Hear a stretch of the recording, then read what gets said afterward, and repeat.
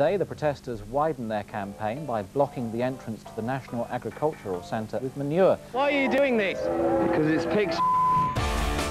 What we really want is for people to examine the choices that they make and how they affect other animals on the planet. Prevention is much stronger than cure. I'll work with anything to do with PETA. I think it's wonderful that there's a foundation that looks out for the protection of animals. Have a look and see what these wonderful people have been doing.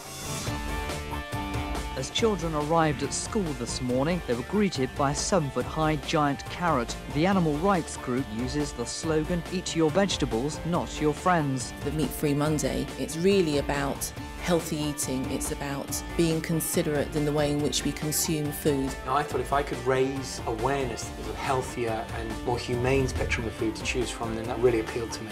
I'm obviously passionate about animal welfare, about showing people that it's a really easy lifestyle decision to become veggie or vegan. PETA say their advert is deliberately designed to shock people into changing their eating habits. I have been what is called a lettuce lady, in which I've dressed in a lettuce bikini and handed out veggie burgers. PETA has done a lot of provocative ads in the past, and I think it's good because you have to have a lot of shock value to get the message across. There can be few abuses of animals as morally repugnant as gavage, and this footage was filmed at Foie Gras Farms, which boast the highest welfare standards in the world. God help the birds in the rest of them.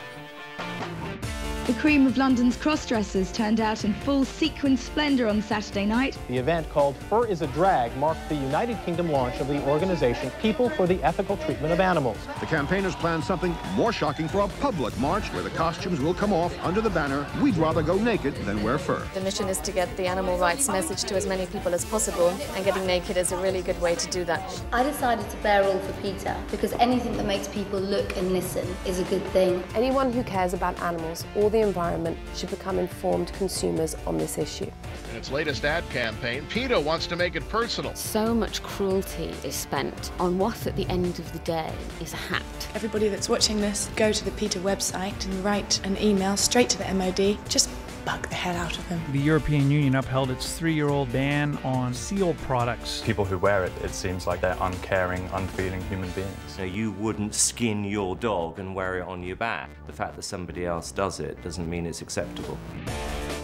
A campaigner dressed as the Easter Bunny dragged a 6-foot cross over Westminster Bridge to highlight the cruel and unnecessary exploitation of animals by the Gillette Company. Since I've seen this exhibition, I've decided I won't be buying your products. I'm going to tell all my friends the same thing. It's horrible what you do. How would you like if the animals started pulling your skin off? Just make me sorry for you. You know, just stop it. It just blows my mind that this can be happening in this day and age for a lipstick or a mascara. Gillian Anderson is involved in a real-life investigation. The X-Files star is splashing the net with shocking footage at an animal testing lab. Sir Paul outraged. The former Beatle has written a letter to stop a drug development company. Paul cites a PETA investigation which captured animal abuse by the company. ECHO has just published its first report on the use of alternatives to testing in animals under REACH. It's a huge animal testing issue.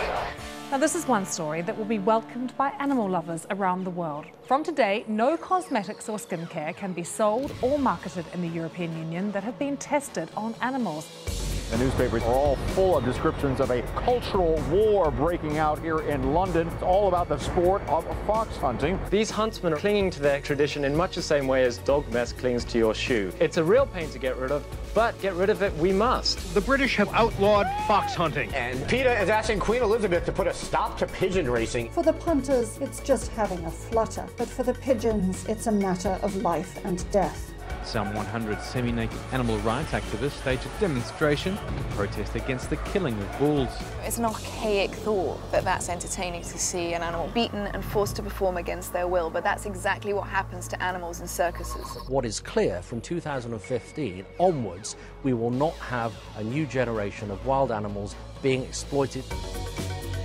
The time for animal rights is now, but the battle will be won only by brave, forward-thinking people who are not afraid to do whatever it takes to protect all animals. You must go and follow PETA on Twitter, on Facebook, on all of those social networking sites. The more people get involved, the more it can make a difference. Me alone, I can't stop it, but a few more people we could. When you look into it, there are a million ways. Congratulations on 20 years. Hey, good work.